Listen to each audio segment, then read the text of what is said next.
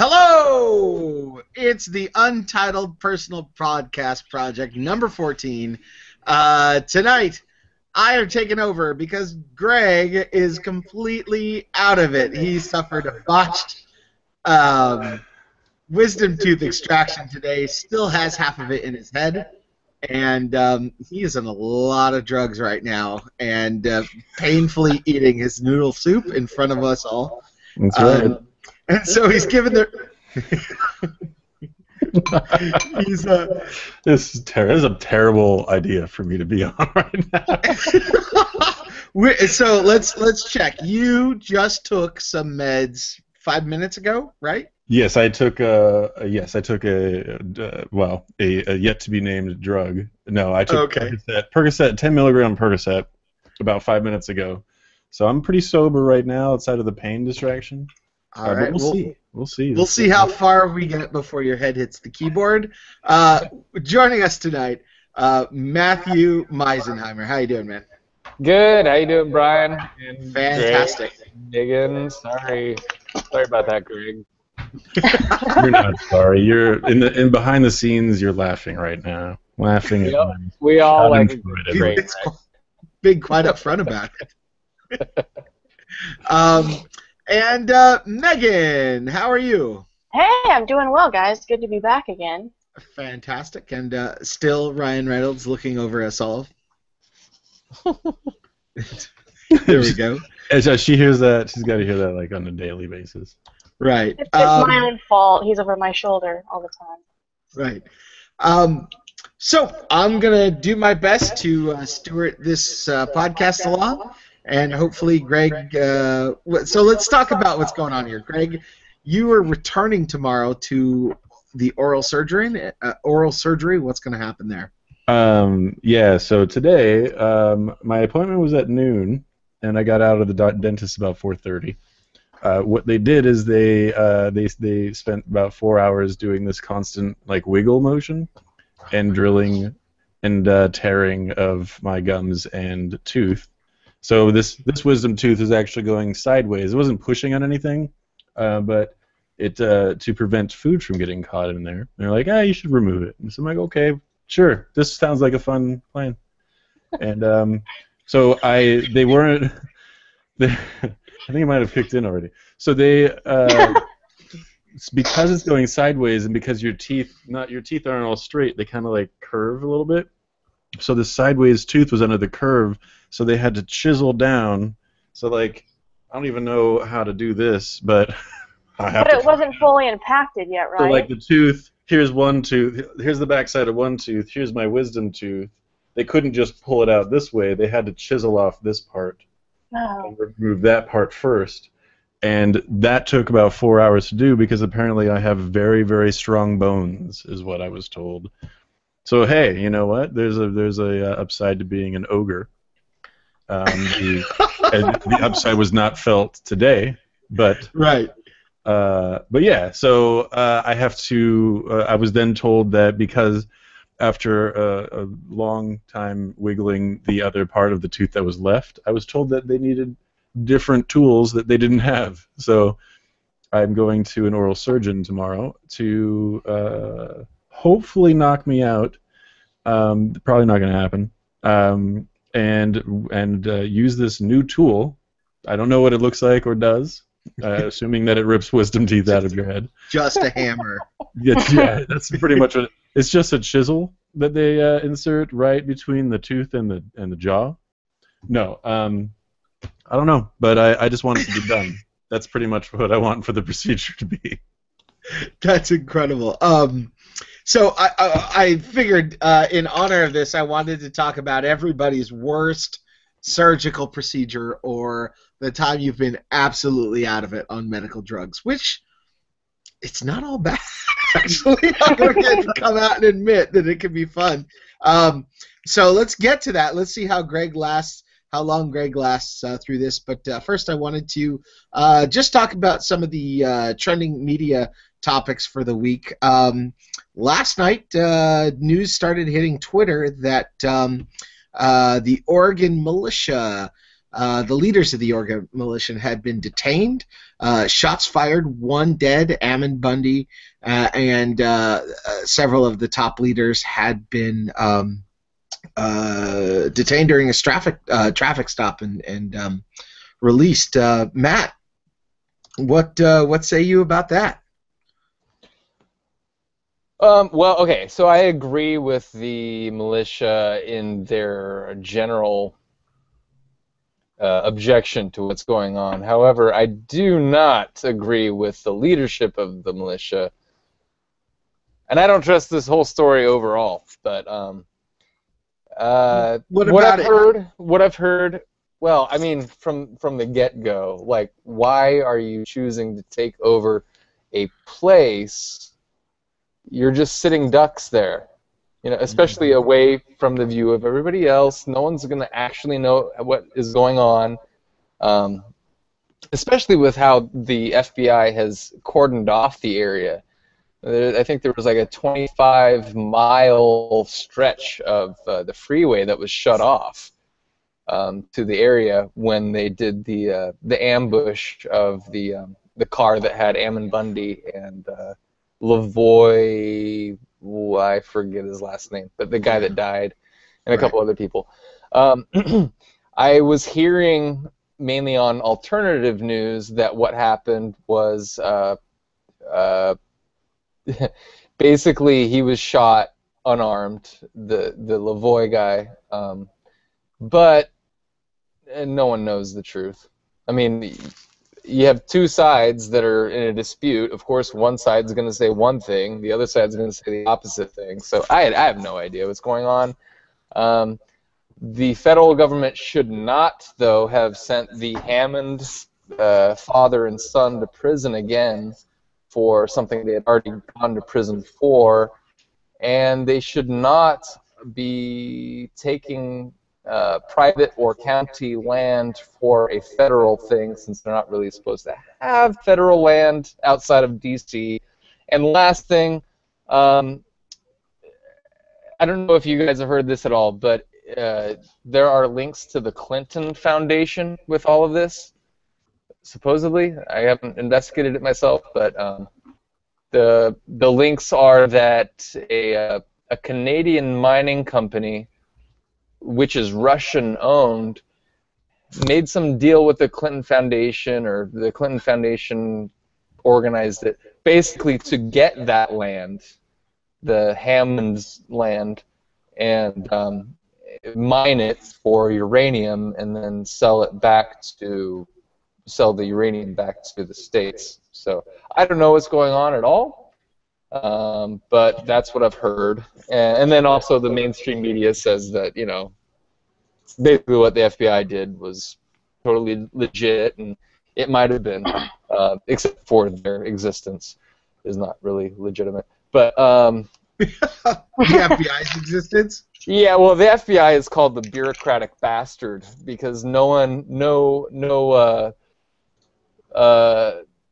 agency, no Congress will take credit for its creation because it wasn't really legally created. It's here now, but anyway, I just I can't really side with anybody on this except for the principle of the matter. I don't agree with the leadership of the militia. I don't agree with the FBI, so I'm kind of just sitting on the sidelines, seeing what's going to happen. Oh, okay. Hey, Megan, any views? No, thank you. You know, I honestly am not really caught up on much of it, so I really don't have much constructive input on this. But, you know, obviously I've read the news articles and all of that. And, again, I take everything with a grain of salt that I read in the media nowadays, which is a whole different point, which is sad because you have to pick and choose what you feel. Are you okay, Greg? You all right there, buddy? Let's check in with Greg. Greg, are you not wearing headphones tonight? Oh, are headphones out of the picture? I've got headphones. Yes, I do. I just saw like a look of like complete pain on your face there. For a second there, buddy. So I'm eating very slowly, and now it kind of seems a little slower. Cold top ramen noodles that I already drank the broth from. and it's like kind of a psychological nightmare because I really don't want these noodles to get caught back there, and I'm also hungry. I made the mistake of going to this appointment. I went to this appointment today without eating, so I was God. like, okay, well, I'll be out about 2 o'clock, and then I'll be able to eat later. Hey, who listens to people that tell you shouldn't have to think about eating after? I don't know. You don't want to show up to the dentist with food in your mouth, right? You always got to brush your teeth to make them feel like, hey, look, I've been taking care of my teeth. So I did that and then didn't eat, and then now I'm eating Thai ramen. First meal of the day. It is 7:30. And are those meds kicking in yet? Time is definitely slowing down a little bit. Good. Yeah. Feel it coursing through your veins. And any views on the Oregon militia? Yeah, I agree with Matt and what he said about the agreeing with the principle of things, and I think that I wish that more people would take that on when other groups do that. I think about like Occupy Wall Street and all these other people who took over the freeways and stuff, or even people who ended up rioting, not to support the riots, or not riots, but vandalism and stuff that they were doing. But I wish people would see through all of these media sensations and see actually like the real issues behind these things, rather than, I just remember seeing when people were in Baltimore protesting there, and a select few people went out and were burning, the local community, but the majority of those people were not out there burning the local community. And I think that there were so many people who just were so quick to say, well, look, there's a problem, let's burn down our community. Well, I don't think that's actually what was happening. There were people that were angry and that wanted to do other things, but the majority of the community didn't do that. But, that's, people jump to the conclusion. And I think that it's important to look at things as reasons why people get pissed off. Right. So. And so is this then with civil disobedience in a sense to make the point about the wrongful incarceration of the Bundy? And now maybe Matt, you can explain it. This is a guy and his son who had already done the time for the supposed arson. Oh, that's right, the arson, and well, they admit it. They don't deny that they did it. Well, it's kind of a false charge. Arson implies that you intended to cause harm with fire. This is a fire that got out of hand. They were trying to basically there was already a fire on the wildlife refuge land, and it was encroaching on their property, and so they tried to set a backfire to create a buffer so that the fire wouldn't hop over to their land. Right. And that backfire got out of control too. So that's basically what they were prosecuted for, was setting a fire that got out of control. And just I think it was in 2008 or 2006, the BLM did the same thing. They set a controlled fire, or like a backfire, and it got out of control, and they weren't prosecuted. Because it's the BLM. Right. Granted, it might be because you're supposed to have the appropriate agency do it, but a lot of times the government is not responsive to the needs of other people, or they just don't have the resources to do it, so you have to do it yourself. It's kind of like why I think we should have guns in the house. Yes, if someone's trying to break into your house, you should call the cops, but sometimes the cops can't get to you in time, and you have to be able, you have to defend yourself or your own property, and I think that's what they were doing. Then again, after looking at the caliber of some of the people that are in this militia and the leadership, I'm not sure how capable they would be of doing this themselves. Right. But isn't that the case, though? I mean, whenever something like this happens, if you want to look at this as sort of civil disobedience, if we take that, like an Occupy Wall Street or anybody else who is breaking the law in some way in order to make some kind of point, you have the principled stand, right? This is why we're doing it, and this is why we are making this. And then there's all the hangers-on. You get all the baggage, all the looky-loos, and all the people that come out and crazy. Maybe Occupy Wall Street started as some kind of organized thing, but then it devolved very quickly into a bunch of hippies playing hacky sack in the park. You know what I mean? Like, it becomes that very quickly. And with this group, you got the whack jobs, the guys who were crying about getting dildos in the mail. You know, it becomes a circus. And if you can't control your message, it seems like all protests sort of get there really quick. Well, and it doesn't seem like they really planned it out very well either. I mean, if you don't have a chain of command and a chain of succession within your organization, they can just take your leaders and you're done, which is exactly what happened. That's a very, very good point. That's a very good point. Well, didn't they got pulled over, right? Like, this all happened because they were going to some meeting? Yeah, like, exactly. who leaves the place that they take over? Exactly. Why are you driving through roads that you know are controlled by people other than your militia, especially the government, and the government wants to capture you? Yeah. That was funny. Why would you do that? And this was a meeting, as I understand, a meeting to drum up more support for what they were doing. They were essentially going to somebody else's meeting.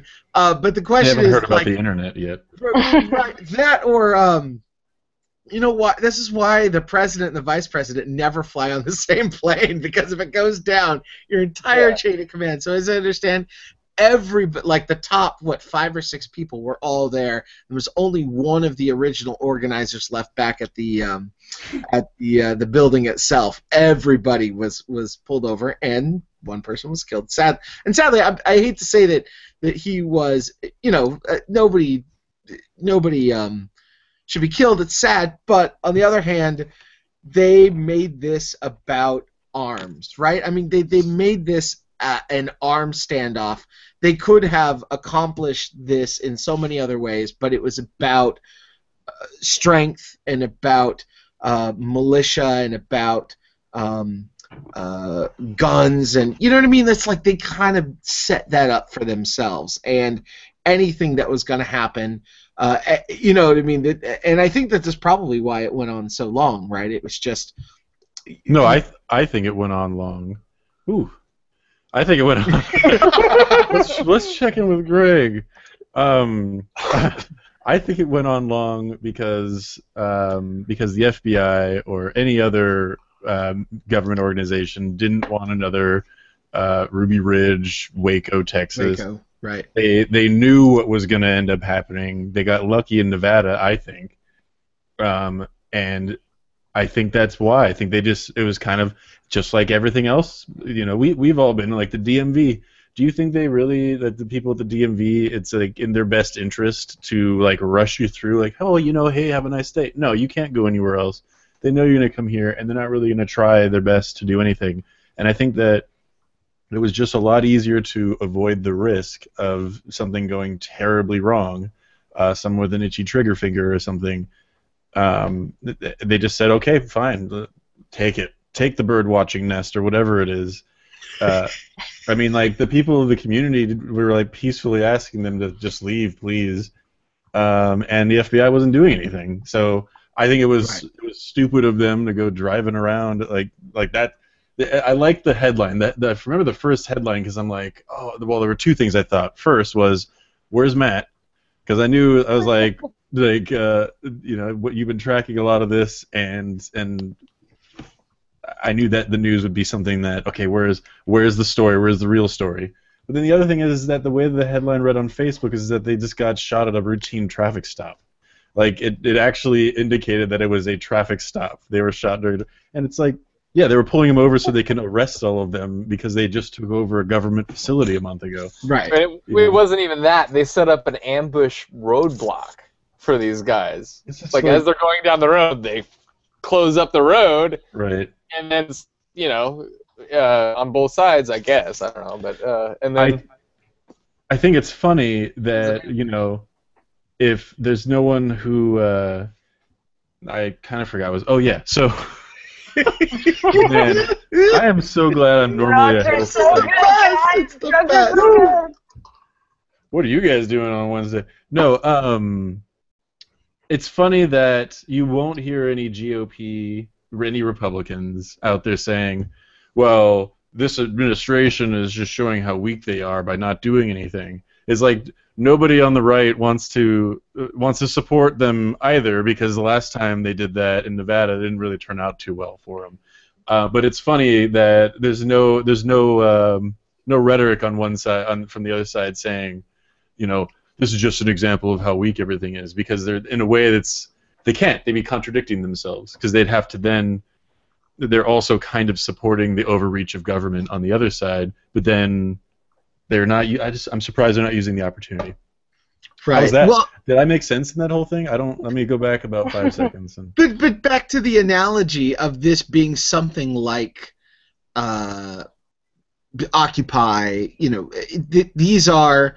It can't be denied that these are lawbreakers. It's tough to make political hay out of this situation. You know what I mean? Basically, what was interesting, in the first couple of days when this started, Twitter was all over this, calling these people that's right. Vanilla ISIS. Yes, that's right. My favorite was Al-Qaeda. That's right. But what was funny is that it wasn't represented on the major networks. You know what I mean? It wasn't top of the news. It was something that I think the social media brought to the forefront, because it's a difficult story. Like, we don't really know what's going on. This is all very touchy. And last night when the news started breaking, I saw it on Al Jazeera. I saw it on Vice. And of all places, I saw on the local Fox affiliates. But the major networks didn't start covering it till today. And I just thought it's weird how it broke on a bunch of little networks first, but the big networks didn't touch it for many, many hours later. And it's a weird story because, one, I think it almost proves the whole gun. Like, hey, if you do have a gun in your hand, people treat you different, right? If these were protesters, protesting logging or something, like these people would have been routed in a day or two. Yeah.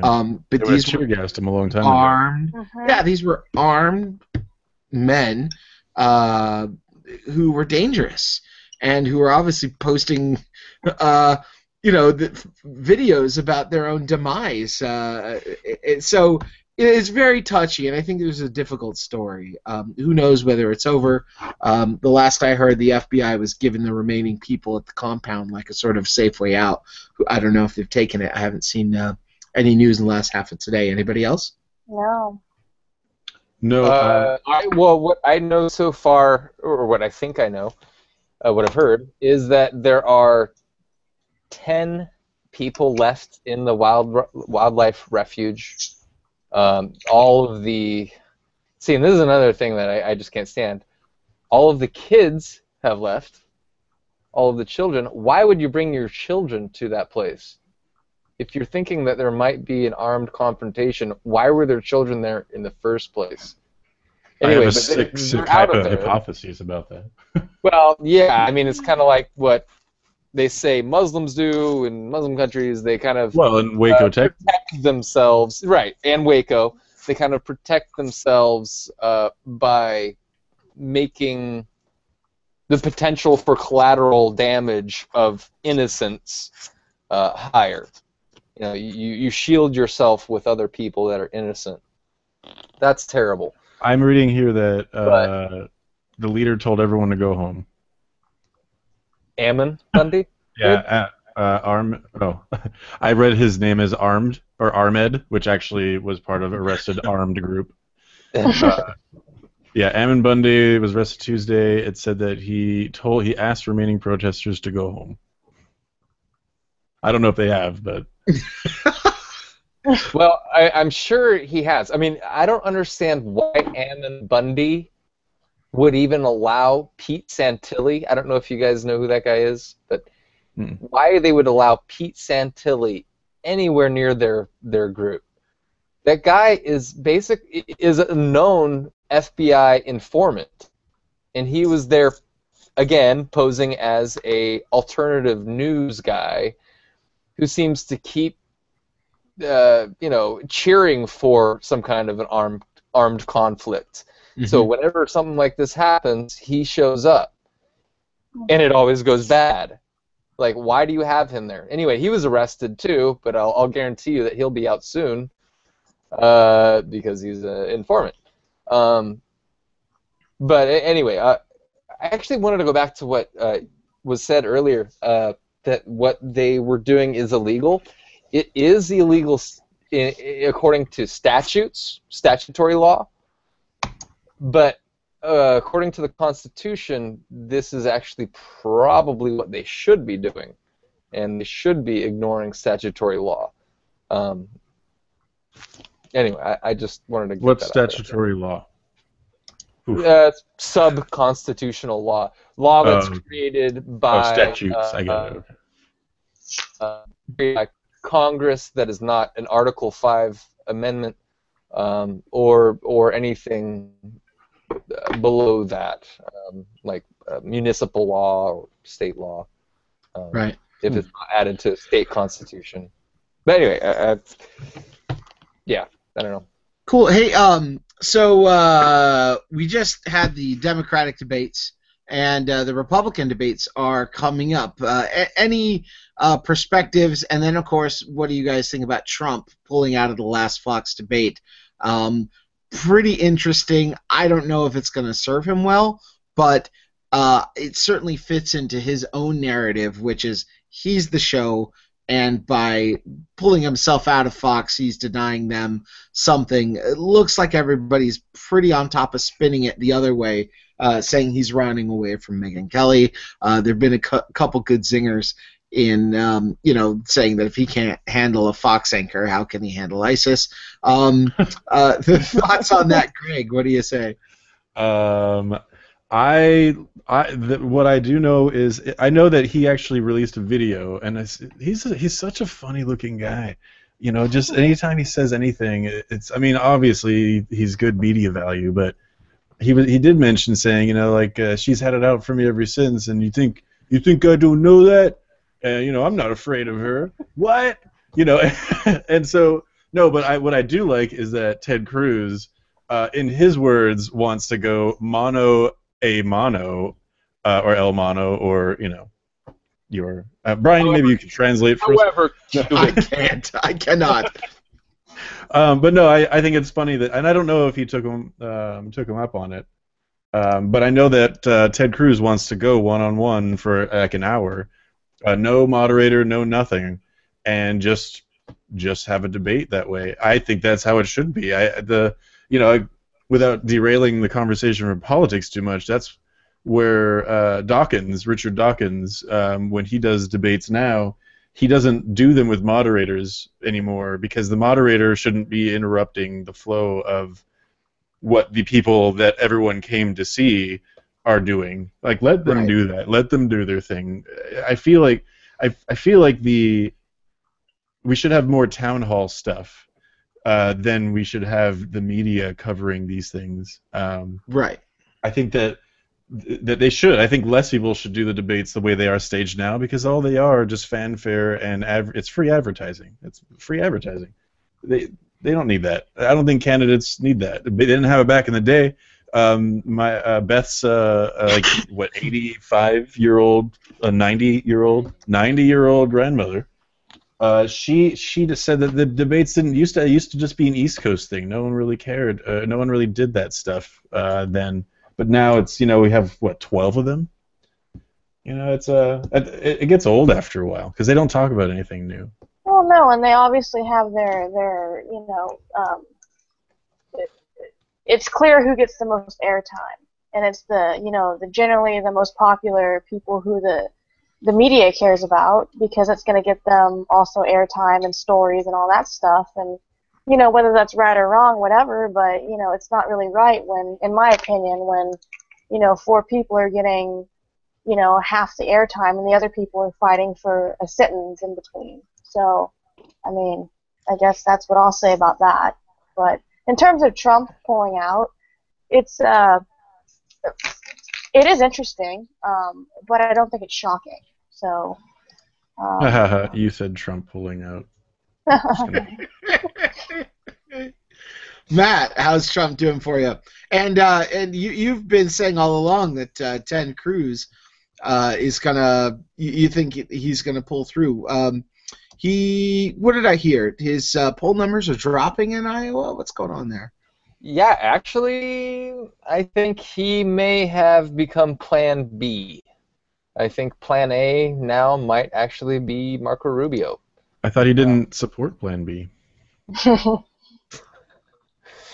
Oh, Greg. All right, guys. But I mean, I think the reason Cruz was Plan A before is because he was, and I'm a birther, everybody that hasn't watched this before, he is almost identical to Obama in terms of his presidential eligibility requirement failures. And so if in the future they wanted to prosecute or go after this case and define what is a natural-born citizen, and then after they determine what a natural-born citizen is, they have two exactly the same things. So if they rule one way, they both go away at the same time. Obama's presidency and Cruz's presidency would go away at the same time. But now it looks like Cruz is being hammered so bad that he's not actually a viable option. So they may have to go with Rubio if they want to keep the person in the White House illegitimate. Sorry, everybody. No, I got you. I'm not making a whole lot of sense right now. But what special Maybe we meds are you on? switched my drugs with Matt's drugs. Nope, no, I definitely got something. Awesome. So, meme of the week here. These came out, Jesus, almost overnight. Everybody had these. Like, this is so-and-so. So-and-so does this. Oh, And the this is nipple hats. They all have nipple hats. Right. What's up with the nipple hats? Who's the favorite? I always like when these turn on themselves and become, like, super meta. Like, my name is Bill. Bill doesn't post bullshit to Facebook. Be like Bill. Whatever those are. How did what is the trajectory of something that instantly overnight becomes a meme that everybody sees all at once? Is there? Yeah, that was quick. That was really quick. Yeah. And not only was that one quick, but then the other one, which was like the positive one, then there was like the bullshit one that came out that was like, in opposition of that, which was the, like, don't be like this person. It's like, how? What happened? I don't know what happened. I think as the resident web guy, the analytics and conversion tracking aspect of this, I think all it is that it's really freaking easy to use. You put a post on there, and it could be funny. I mean, I generated a few. I will never ever post anything ever through that Facebook or anybody has that requires permissions for me to use to post back. I would much rather take a screenshot of it and repost it, but then that takes time and I just don't do it. But someone posted up right before the show saying that there's some kind of security concern for people who use that. And it's the same thing. I haven't read it, but I'm sure it's the same as all the other things, is that you're sharing your information, your friend data, your whatever demographics people can make money off of, you're sharing that with them so you can be funny. And it just seems easier to just go to Google Images and find a meme that matches or make a meme that matches. But I think the reason why it spread so fast and continues to do so is because it's so you click one button. When you get to the website, you click another one. You click approve to give them all your data about Facebook, and then that's it. It's posted. Same with the was it Paris? the Paris thing when everyone changed their thing, Their flag. Oh, the yeah, flag. and then the same with the gay rights and all that stuff, or gay marriage rights. I don't personally participate in it because I know what happens to your data when you do. As if Yeah. Facebook doesn't already have everything anyway, but And all your apps on your phone. I mean, you look at all the permissions it gives the app when you install a new app. It's so vague. It says, this gives us access to your phone data. Meaning you know everybody I've called ever. yeah, You or know your everything camera. about me. Yeah. Yeah, or my camera, or my contact list. No thanks. Yeah, and it's almost scary how the cookies work. I was looking at an app. I was helping my cousin build a website, and I was looking at his app for the website. It was sort of an add-on thing. And then the next day, I was looking at my own website, and the ads on my own website were for the app I was looking at for his. So it was like yeah. the cookies in my own computer were That's- giving Google Ads a prompt that Google Ads should be showing me ads about this thing, and it's almost scary how the programs out there all communicate with each other between the apps now. Facebook, Google. Well, it's yeah. It's go called ahead. it's called retargeting. It's actually your computer is giving you away. So like you go search on Amazon for something. Well, Amazon's different because you're logging in, but if because you're doing that, like when Megan and I, we used to work with this car dealership. They did work with car dealerships, and as we worked with them, every single ad everywhere, Facebook, anywhere, showed car ads for everything. And for a while, because Google, for those Android users out there, there's that Google Now thing. So Google Now, what it does is it goes, well, you browse a lot of these sites, so we're going to go and bring in more information. So it took about 3 months for that data to go away. But those sites, they're not communicating. They can't, actually. That's the whole crux of the matter, is that in terms of service and privacy requirements require that they don't communicate. So what they do is they put it on your browser, and they tell your browser to, like, hey, pass this message on. And then they all do. And it works. I mean, it's just, I mean, I go right back down to the whole data being taken thing. No one, there's no law that says that people can install a cookie on you, and I hate that that browsers now have this do not track option, because it's a suggestion, merely a suggestion. They don't have to not track you just because you check the box. So, Right. I don't know. Did I derail what you said? No. Well, I have a scary story. Okay, so I went to a gun show. Surprise, surprise! I went to a gun show, and at the gun show, I had my phone in my pocket. You know, it was just on standby, basically. And I went and I bought a high lumen flashlight, like a high intensity flashlight at the gun show.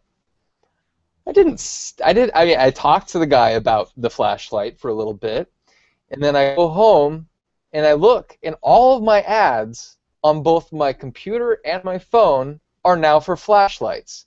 I did not type one thing into my phone or my computer for flashlights. And so I tried it again later. I forget what it was. It was like a specific scent of candle or something. I just wanted to do a test. So I start talking about candles around my phone. And then I go online, and my ads are for candles. You know, there has been some spooky stuff, particularly around Google Now. When I first installed it, or said yes to it, I got a new Android phone and Google Now.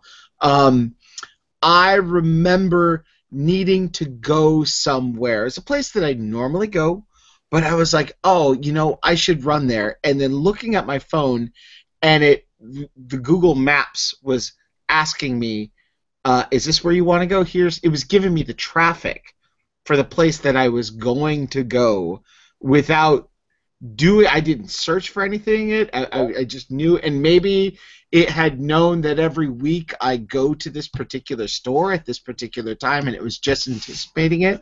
But there's something scary about what it can do with almost disparate pieces of data from you and what it can predict about your life or what you might need.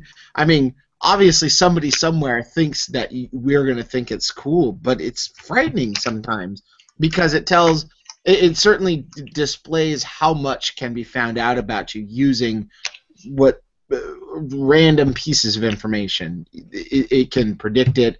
It can get it can sort of make the next leap and get you there.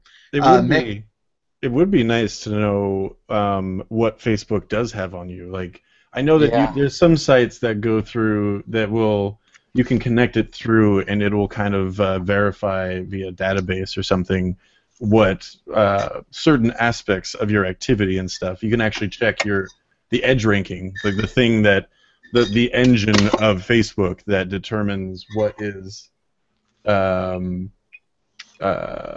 like how many of your posts I see, why I see later on a post that you posted 4 hours ago, why I'm just now seeing it.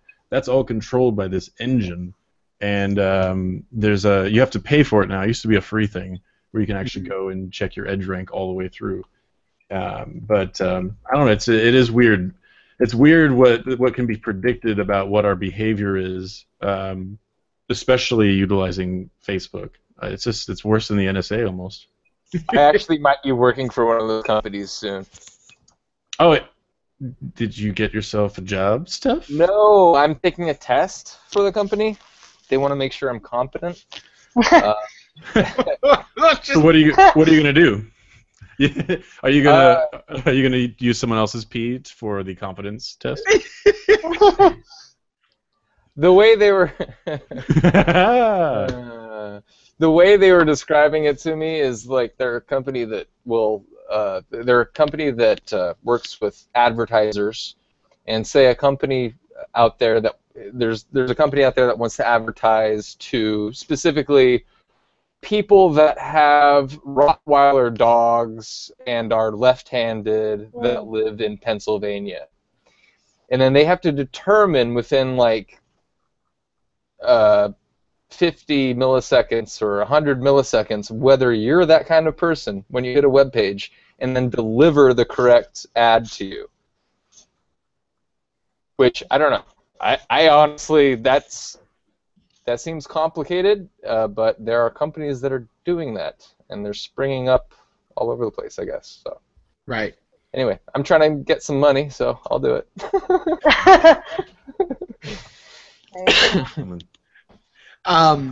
So what we wanted to talk about tonight, in honor of Greg's surgery today, I called it botched surgery. It is, yeah. The community topic is what's the worst thing that's ever happened to you medically? Stories about being out of it, pieces that have been cut off of you. What's been share your trauma with us? I'd love to hear it.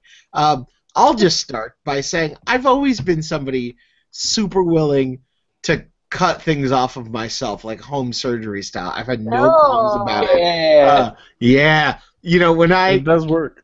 Yeah, when I came in to talk to Greg before the show, he was telling me the horrible things that were going on, and I related that when I got my wisdom tooth out, the guy reached in with what were essentially a pair of pliers, popped it out. 10 minutes, I was out of the chair. It came out whole, and I've always wanted to let somebody let me pull their wisdom teeth. I thought that would be amazing. My mom's needed one a couple weeks ago, and I said, "Mom, let me do it." I'll totally do it. She didn't let me do it. But I don't know. How do you do that? How do you just pop a wisdom? I sat there for 4 hours and got a half. Well, you said that yours is turned, right? I mean, obviously they had to I don't know if here's the status Yeah. of drugs. I don't know if I explained this on the show earlier or if I explained it to you before the show. But yeah, so like I think I did this. So like think this is here's the wisdom tooth growing sideways, and it's not bumping anything. It's just sitting there. It's minding its own business. But they can't just extract it and pull this up because it's going to hit the other tooth. So what they do is they chisel off this part down to the jaw or whatever, and then they pull that part out. So I spent 4 hours trying to get that little part out, and so I've got the rest of the tooth sitting over here. And so like just the whole process of this, I don't get how you could just, oh, that was a bad idea. Don't do that. And I can't do that noise with the other side of my mouth, so I guess SOL on that noise, the sound effect. But I will say that to give a little status report, my entire body just got real warm, and my eyes. It's very, very difficult to keep my eyes open. I'm not tired. It's just I'm getting the nods. I feel like Oh, that's the best. It does. It feels great. This is kind of the feeling you get when you're driving and you start getting tired, and it feels so good, but it will kill you. But this won't, hopefully. I remember that I threw my back out doing kettlebells. Within the first week of me trying kettlebells, and it was just like, just watching a video and had just gone to the store and bought a kettlebell, at the store, brought it home, and I threw my back out doing some move wrong within 5 minutes. Hit the floor, stayed there the rest of the day, could not move, and eventually got to the chiropractor. It was my doctor who also happens to practice chiromancy or whatever. Chiromancy, I like that. That is supposed to be. But he put me on amazing meds, and there's this moment, these muscle relaxes about an hour in, where just your entire body just like lifts off the plane of just the world. You fly, and everything feels warm and delicious. Yes. And delicious. That's another. Your senses cross. I get why other people might get addicted to these. I couldn't. I get bored with stuff, so I'd be like, yeah, this is cool for like 2 weeks, and then I'm like, all right, well, I'm gonna do something else. But I get why, because I mean, now that it's like I'm pretty much in full effect, I don't even care about what's going on over here until I try swallowing. But then not only do I not care, but I'm like happy about it. So like nothing really like bothers you, and the pain that that's there, you're like, ha ha ha, yay! And then my body has that like hot flash again, and then my eyes. Whew. All right, I'm enjoying the ride here. Megan, your experiences. All right, so I have, as a kid, somehow my arm would always pop out of socket, and like when you're a kid, that's really not cool, because as an adult, I figure I could figure out all right, hold my arm, whatever. When you're a little kid, it's just the worst thing in the world. Like I'd be playing in the playground, I'd fall down and my arm would pop out. And it was just a thing until I was about 7 years old. It finally stopped.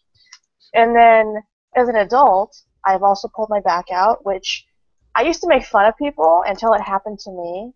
Because I'm like, yeah, whatever, you're fine. No, you can't move. And it's awful, and it's always something so stupid. Like mine was picking up something that I thought was heavy that wasn't heavy, and somehow that pulled my back out. That's ridiculous. So I was ready, bracing for something really heavy, lifted it, and it was light, and my back just was like, yeah, sorry, old lady, that's great. You would tensed up in the right way, and exactly. It hit nothing. Exactly. It's like getting to the top stair and thinking there's one more stair. Exactly. Which leads me to my last thing, which is exactly that, which is I've severely sprained my calf and my ankle on the same leg. Thankfully not at the same time. That. But both of these things are you don't realize how much you use muscles in your ankle and your leg until you have to walk to the bathroom, or even adjust your body in bed, because you use your legs as leverage, right? So when you don't have a functioning leg that's comfortable, it is the most horrible thing in the world. And I think Greg saw me while I was in this condition at some point. And yeah, I will just say that pain meds with my friend, muscle relaxants with my friend, and I hope to never be in that situation again. Knock on something. So, yeah. Yeah. Knock on something. There's no Sucks. wood around here. How about you, Matt? Yeah. Oh, sorry. Go ahead. No, Matt. Well, yeah, having your back go out, I've had that. That sucks. But as for self-surgery, I love it. I've always loved it. What have you cut off yourself? My mom taught me a long time ago how to do self-surgery, and so yeah, I do it. What'd you cut off? What's the biggest thing you've cut off? Okay. Hell. Show it to us. You've got it in a Yeah. jar somewhere in there, right? Yeah, with formaldehyde. Right. Biggest thing, moles, and then, the occasional skin tag. That was practice. Yes. Skin tag. But the best way I found how to do it, you could do it the hot knife way, where you actually put a lighter to a knife for a while, and then just it kind of cauterizes it while it cuts it. And then, but actually my favorite way is garlic. Garlic is wonderful. What? You crush it up. You get a fresh garlic clove. You crush it up, and then you take the little pieces of garlic that you've got, and so you have a mole on your hand. You just put the garlic on top of the mole, put a Band-Aid or two over it, wait until it really starts to hurt, and then you take it off. And then your mole will be gone. Unfortunately, I did tell somebody else to do this that had very high pain tolerance, and it actually burnt a hole into her back where she was trying to get rid of a mole. This is like a mole, right? Yeah. And not like a Garlic will skin burn you. cancer. No, it was a mole. But yeah, garlic will burn into your skin. It will if you leave it on there for a while. But it's the best way to get rid of moles. I guarantee it. I gotta look into this. Garlic for me was the thing my mother tried to use to get me to stop biting my nails when I was a kid. I was a terrible nail biter, and so she would rub garlic on my fingers. And then I have forever loved the taste of garlic, so it didn't work well at all. But it wasn't good then, because that happened to me too. My mom did the same thing, and because nail biter for the longest time. I'm actually proud of it now, where I'm like, wow, yeah, look how long those nails are, and then everyone's like, oh, I got lady fingers. But yeah, that whole thing, because I didn't like garlic then, but now it's like number one. You go to the Stinking Rose in Beverly Hills. I learned to love it. Because of the nail biting thing, I was like, okay, well, I'm still going to bite my nails, and now garlic is delicious. You're like, thank you, Mom. Thank you. Yes, fantastic. Little kids, I think others I've heard rubbing chili peppers and stuff on the fingers. The other one I've heard is clear nail polish, which is probably not good if they actually eat it, but, it's the same, like, it doesn't taste good. Like, nail polish doesn't taste good. So. Yeah. I had a skin tag on my neck for the longest time, probably well into my late 20s, and then one day I built up the courage to snip it off with a pair of scissors. Ooh. And it was like a good hour standing in the bathroom mirror, just like trying, not doing it. But once I did it, man, pair of scissors, snip, snip, snip, snip, everything. I've never had a skin tag since. Yeah, I couldn't. I've never had a mole. If I had one, it wouldn't last very long. I was always the pimple popper. I was the don't pop your pimple. No, I couldn't. Nothing. If it's not normal, if it doesn't belong, I will pick it off with my bare hands. If not, cut it straight off. I use like nail clippers. Sometimes are really good for taking. I'm trying to remember what I took. I forgot what it was, but. Now I'm like, what was that? What did I cut off my body? That's not there anymore. Below the belt. Questions for Greg. He's primed for anything right now. Yeah, really. Was it below the belt or? Yes. I was. I wanted to. No. No. I actually. This is nowhere near where things have gone before. I dropped. Wait. How did I hurt? I hurt my toenail just a little while ago. Hurt my toenail, and it kind of loosened it a little bit. Then I was like, whatever. So I wrapped it up, and it kind of healed back. And then one day I was walking in Walmart behind my friend in sandals, kicked the back of his shoe. My toenail went like flipped up, and I'm like, no, this is I can save this. I can save it. So I pushed it back down. And then right after that, like a few days after, I jumped into the back of a Suzuki Tracker. And if you're not familiar with the size, they're about this big, actual size. And so I jumped into the back behind the passenger seat, and I was trying to like pry myself into the back, and my foot slipped and went under the seat. And it not only did it like destroy the side of the nail, but it cut off like a large portion of my toe. And so I hobble back to my apartment and get a hydrogen peroxide and just start pouring it on there, wiggling off the toenail. And oh yeah, that's right, because it cracked. It didn't actually like flip up that time. The toenail went like this, and so yeah. So then you like pop it back together, and I've had issues with my toenail ever since. Can we like move on to the next topic or something? That's great. That's actually. I was just gonna talk about mine. Go do it. Go. What? I thought you No, just. I thought it was it. I thought it was skin tags. No, that's amazing. Megan, can you not hang with this anymore? I'm hanging, but like buy a skin tag at this point. Like shit. Biased. This is awful. Be careful. I think all three of us will cut you off. Yeah, we will cut This that is off. awful. I actually, in my mind, I want skin tag scissors, and here's the design. So it's a pair of scissors, but on the end is like a scoop, like I don't know if you can see like almost like little prongs. And so what you do is you scoop the skin tag up and lift it, and then the little neck is exposed, and then the scissors like go like that. I've thought about this a lot. There are gentlemen that I see that I was like, oh man, that guy could use. No, Megan, I see Megan's face. It's not good. No.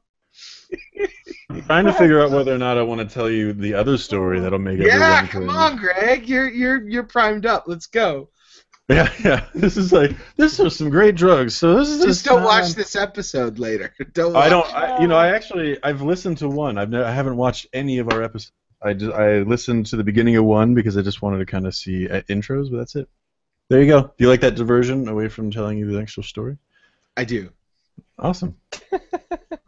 Well, we've reached the end of what I've prepared for. Who's got something else? Throw it at us. Nope, that's it. Oh, do you think Bernie's gonna make it? Do you think Bernie's gonna get the? I don't want to talk first on this. Somebody else. I wanted to say about Bernie, I think so far he is the only one that has announced any specific plan out of the Democrat or Republican side. I don't think that there's been anybody on either side that has actually gone into specifics of what they would implement if they became president. And I respect him for that. There's a part of me that wants to say that that's not It's true, probably not true. But I don't have any immediate stuff to say like, no, here's his plan on foreign policy. I don't know. Yeah. But I'll tell you what though, it's maybe not actually true, but I think there is something to media perception, which is to say that if he's the only one that continues to go back to talking about it, he's the only one that makes the time he has when the cameras are pointed at him to talk about his plans.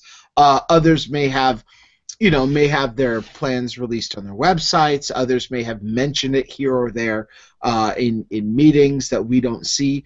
But Bernie consistently uses his platform and his profile to come back to what he wants to do, and others don't use their media time for the same thing. So I think there's something to that. Yeah, and I guess in a way it's kind of like if he's not putting out all these plans, I think it's more honest that way, because then we're going to end up with what happened in 2008, which is Obama became president. There were a lot of things that he was promising to do and this and that, and I feel he kept up a majority of those. But then, of course, there's always the promises that you can't keep because X, Y, Z, whether it be other people or just not part of your focus. So I think it's better to make less campaign promises than more.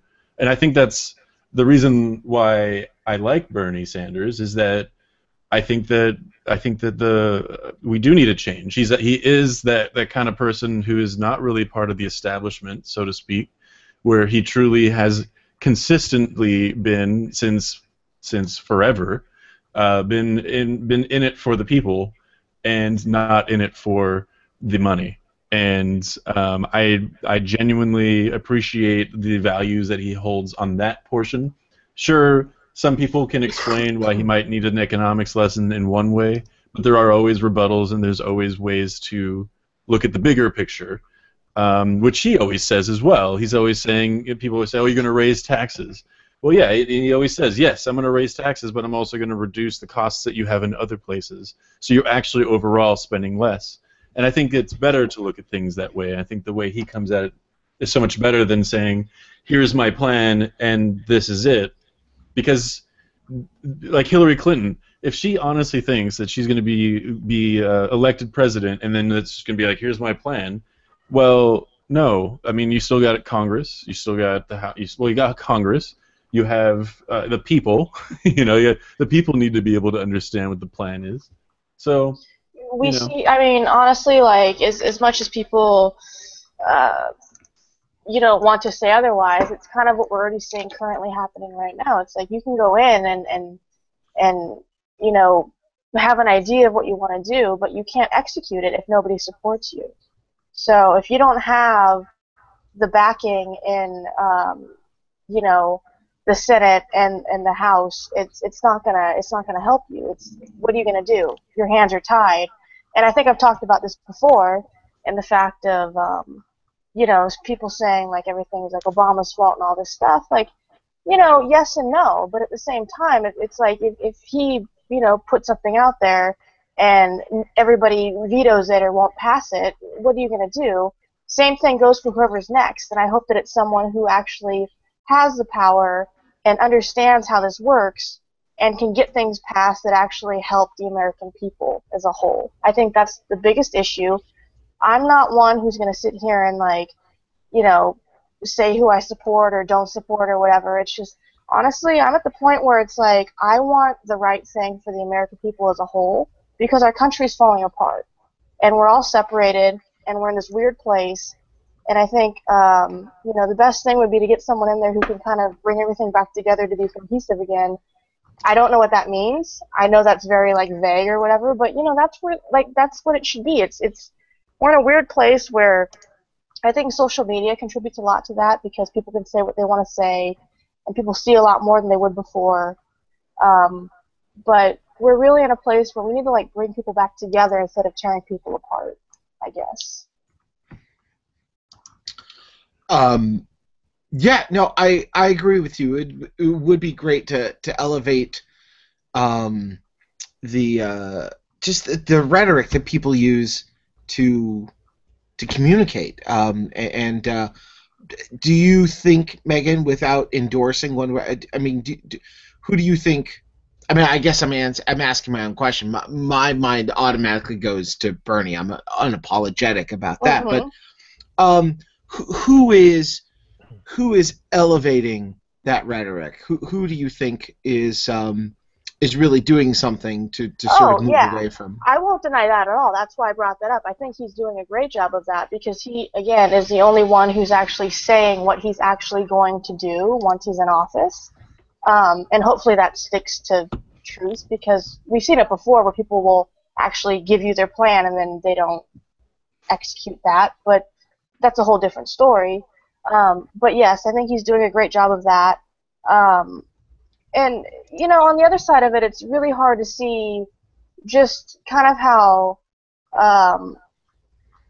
politics has kind of become a joke for people. And I don't like that, because, as funny as it is to watch the SNL skits or whatever, it shouldn't be a skit, because this is our well-being and our future and everything. So, if we have people who are easily portrayed on SNL, what is that saying about like people that are actually running to be president? Like that's not, or endorsing presidents or whatever the case may be. It's not great. I don't know. I just I guess I'm kind of scared for the direction that things are going in general. Is anybody else concerned about that, or is that just me? Like, am I the only one that's kind of concerned about? No. I'm not really concerned about much of anything right now. I'm just proud that you're still conscious, Greg. That's impressive. I am easily distracted right now. Greg, we should be I doing forgot I was on a live stream for a moment. like reflex testing with you. Okay, look at. So we did this last week for an audio test. But I want to measure your response time right now. Okay, so here's what I'm going to do. I'm going to count to 4, right? I'm going to 1, 2, and I want you to listen to me counting to 4, and then say 5, 6, 7, 8 on the time, right? On the same cadence. Ready? This is going to be good. Okay. 1, 2, 3, 4. 5, 6, 7, 8. That's pretty good. Pretty good. Do we have tongue twisters for Greg? Oh, there was some. What was it the other day? There was some kind of tongue twister. I forgot what it was. I forgot who I was even talking about it with. So there's that. I don't know. I'm gonna pass on the tongue twister thing because I should actually. That's what I should do. I should learn to say like, oh, in my head. And then I can actually, respond with something intelligent when I actually have it. Not like, oh, everyone, hold on 1 second. Let me think about something really quick. There was this thing. Yeah, see? It's not even working right now in my reenactment of that. It's gone. It's done. So let me ask you the actual question, Greg. Are you concerned about the way things are going? Like in terms of like politics and the way that people joke about things and how like people who are legitimate candidates become an SNL skit, which they always have, but now it's like they're not acting. It's like that's actually how they are. I don't, and this is actually, and I can say that with complete confidence because like Matt and I will talk about this about how Matt will, and I'm going to speak for you a little bit, but Matt will say something like, I'm trying to let people know that the house is on fire. And I look at it as being like, okay, fine, yeah, I get it, the house is on fire, but my house is over here, or I'm over here, I'm outside right now, and anything that's catastrophic, or like this is where the world is going. We do have the privilege of living in America, at least, and I know that there's other people in other countries that have the privilege of living there, and they also they don't deal with conflict. We could be in Canada. They don't have conflict in Canada. They don't even know what conflict is. Yeah, their conflict is, hey, you got my order wrong. I asked for olives. No, I mean, I think as far as being concerned about like where the world's shifting or where things are going, like even if Donald Trump becomes president, I don't care as much as when Bush was president and my life wasn't different, or when Obama is president and the people that complain that Obama's destroying America. Well, is your life different? Has your life changed? Can you not run, To that point, though, I'm not talking so much about, like, the actual candidate. I think I'm talking more about how things have shifted in terms of social media is more prevalent, people have more access to knowing information, and it's kind of tearing people apart. I guess that's more of what I'm talking about, less about the actual candidate themselves, but more about how people are so separated. It's either you're black or white, no pun intended. But like you're either on this side or that side. There's no gray area anymore. You can't just have a point and have that be your point. It's like, well, if you have that point, then you're not siding with either side. So what's wrong with you? And it's like, well, no, I can have that opinion and believe that and have facts to back it up. But why do I have to pick like one extreme or the other? I can't be somewhere. But to answer your original point, the original question is that am I concerned? And so I say that I'm not concerned because I feel that experience is anecdotal. I think that the experience of everybody being torn apart, you can't be this or that, I think that already existed. I think the media is getting better, especially with social media, at pushing out things faster. So we see more of it, we hear more of it. People get the shootings more. There's people dying more. There's people being kidnapped more. But I posit that has always been the case, to the degree of population, and that just because you hear it more doesn't mean that all of a sudden it's happening more, or that we should be concerned. No, Because like and we're here I, having this conversation right now. I agree and, with that too, because you we've know, talked about this before too. It's kind of like the whole like more people have cancer thing. Well, it's no, we have better technology to detect cancer. It's not that more people have it; they've always had it. It's just now we know that they have it. or But AD, at the or what's same the time, autism, and yeah. I guess that's kind of the point though, is the fact that when you didn't know that your neighbor was a racist, it was kind of like whatever. But now that everybody knows what the person thinks because they're on social media, it kind of does change the game plan a little bit, right? Like before, you didn't know that Joe Schmo over here, your high school friend, was a racist because they didn't talk about it outwardly. Now you see it on social media, and you're kind of like, oh. So I think there is a little bit of a different dynamic because people that you never knew thought a certain way, you're now exposed to that, good or bad. So I think personally that it does play a different game plan a little bit because you now see thoughts of people that you never would have any idea that they were thinking a certain way or they had a viewpoint that they have, and it's not good or bad. It's just it is what it is. It's some people are more open-minded, some people are more one-sided, and that's fine. But now you know, and you can judge people or think about people the way that you want to, because believe it, like whether you want to or not, people. But I guess the thing is, people are shitty anyway. Whether you know, I mean, whether you know they're shitty or not, I guess that really only affects like if I find out my neighbor is racist, and that happens, I wouldn't even say people are racist. Like I think we encounter a lot more prejudice than anything else, than racism, full-on racism. So yeah, I see that. I have a former neighbor who I know has said a lot of things in the way things that he posts on Facebook, and it doesn't change. I think that if I didn't know that on social media, I would know that from hanging out. That it's a general personality thing. But I do see what you're saying, in that it does change your interactions. But that's on you, I guess. Or I point to myself. It's on me for me to go, well, I saw them post this, so now I'm going to do something different. But at the end of the day, it doesn't. Nothing changes. Nothing. You're just doing the same thing in a different way. Same difference. Like, I hate that phrase, but it's like the same difference.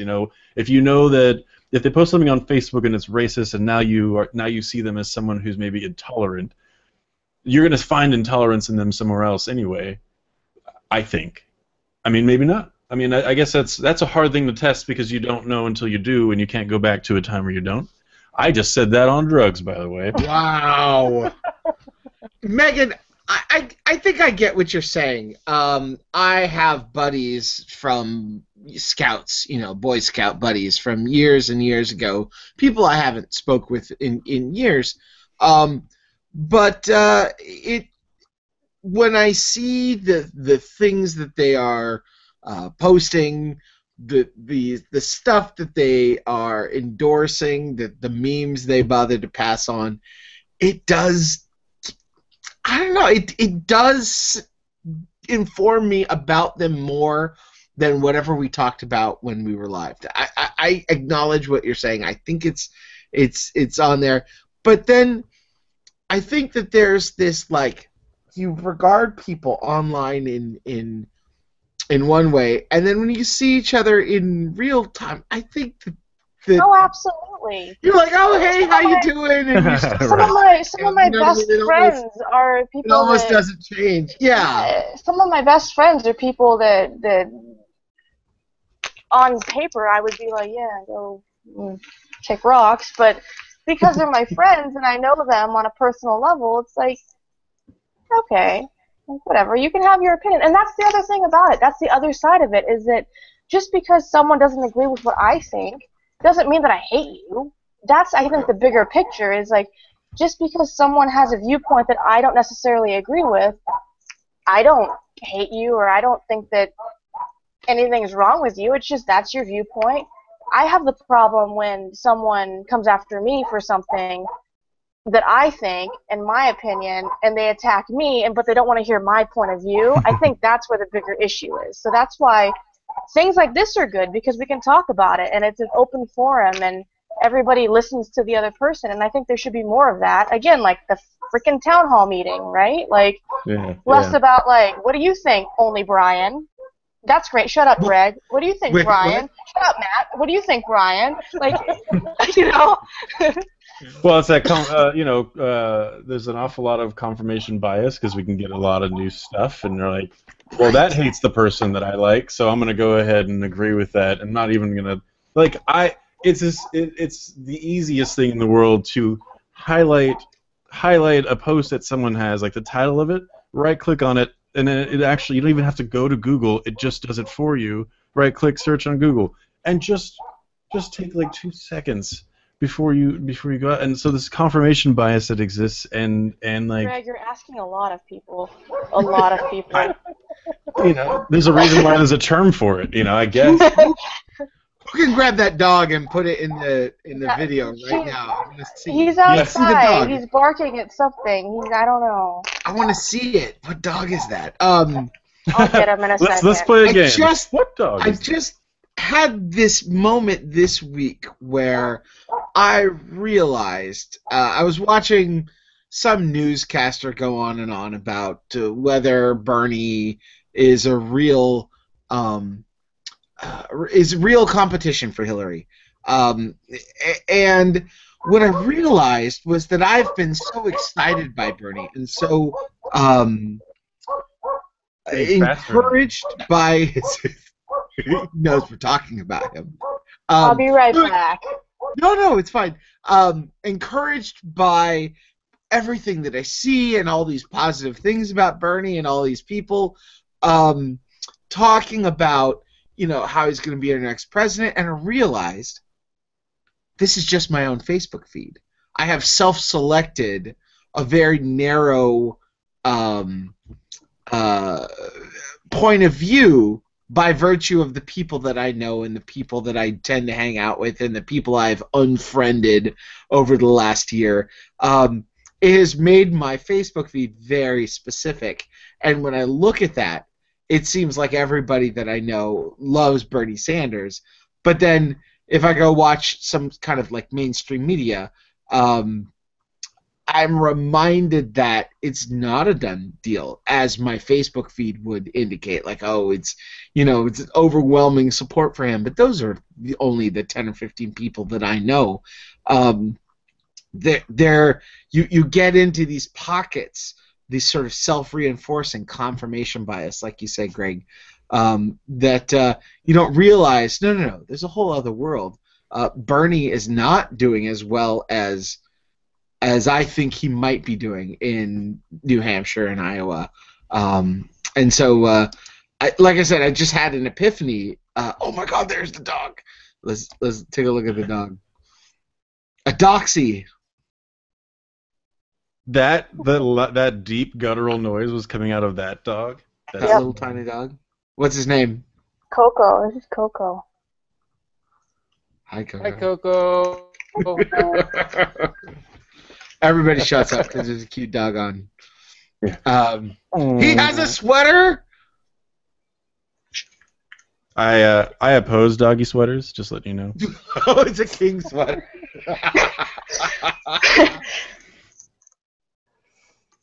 But yes. Very good. He just wanted the attention. Is that what he was barking at? Probably.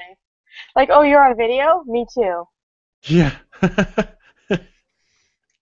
I like how small dogs have they have this like commanding presence where it's just like all the time like, yep, I'm here, I made it, fine. There, he's gonna put his nose up. Everybody shuts up. We're on Doggo Vision. Dog.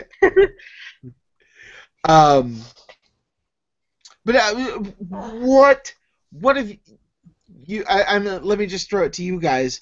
That was just for me. Like I had to remember that there was a whole other world, and Bernie Sanders doing well was just what I was getting from my own Facebook feed. Um, what realizations have you had about the way the world actually is, not just in your very narrow,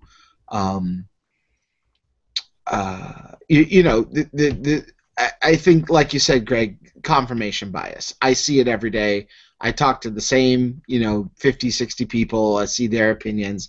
I have unknowingly gotten rid of people I don't want to see feeds, opinions for anymore.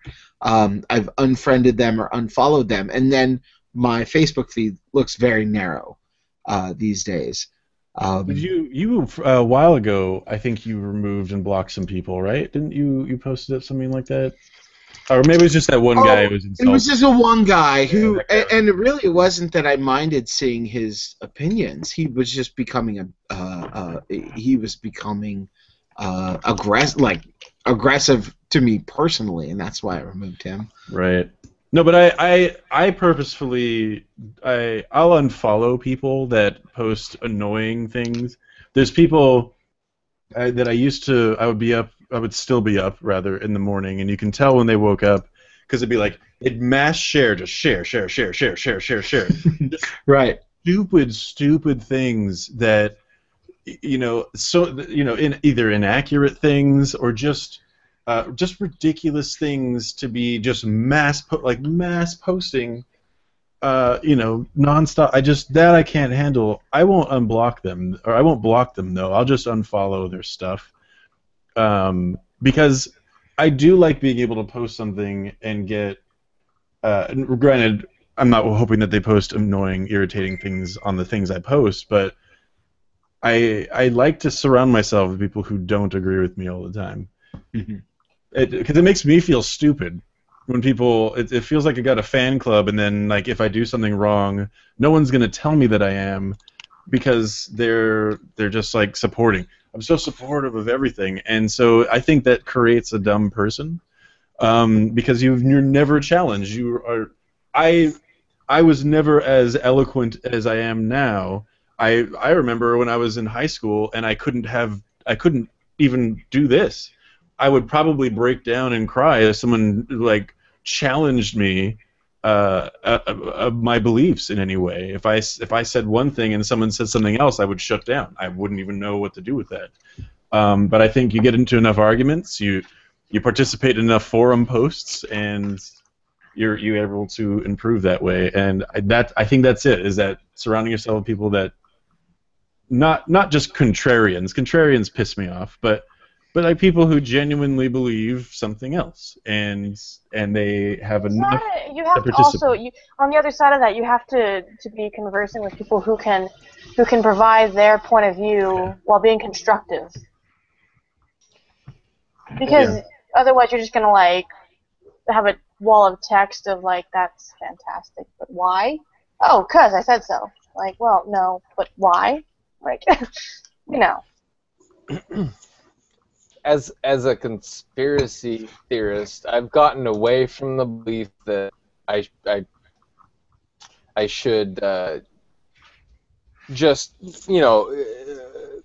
join a team and stick with that team, because from what I've seen, every team is wrong, at least about some bits of what they say.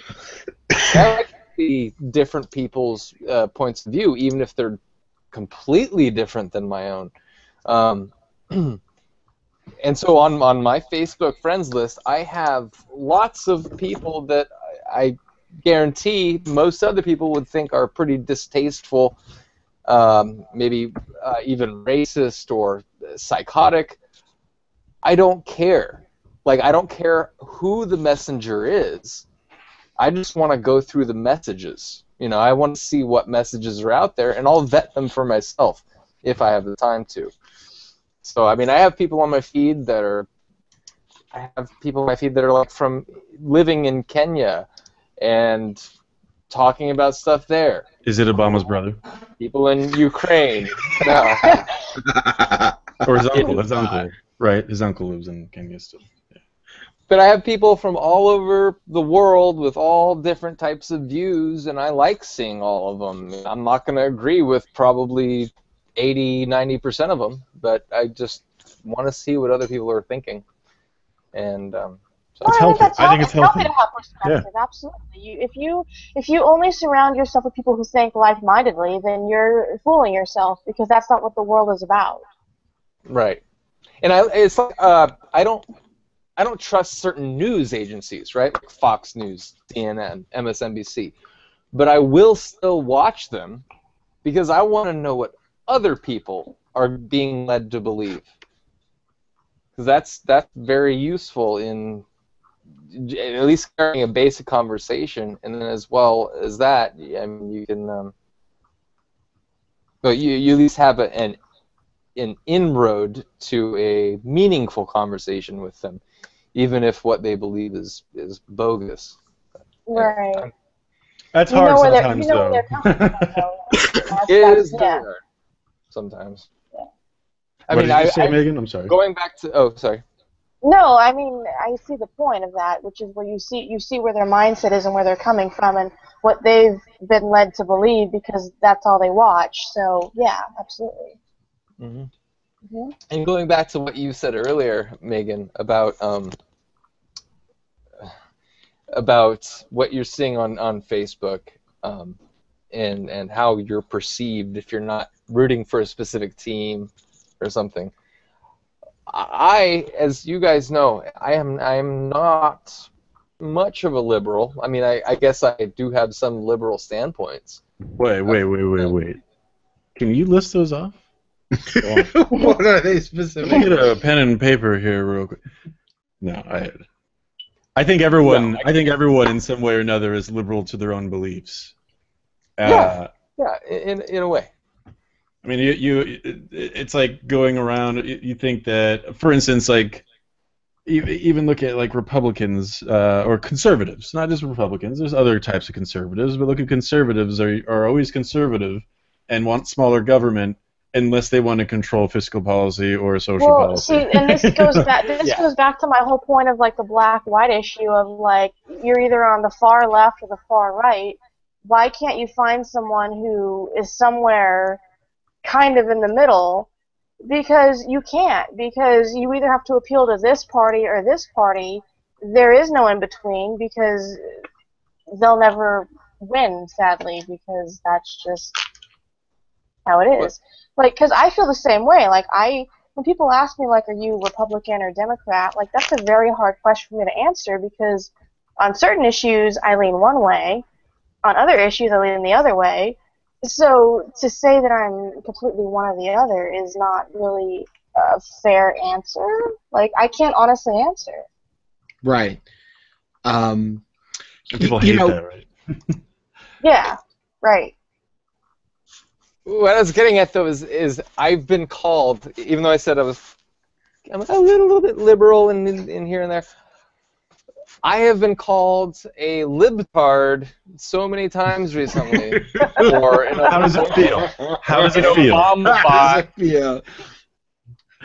Well, I know, and it's only because I attack Cruz and Rubio's eligibility. I bring those things up, and it's like, no, you're not on our team. Then you're an evil guy. You're the opposite of us. You're a libtard.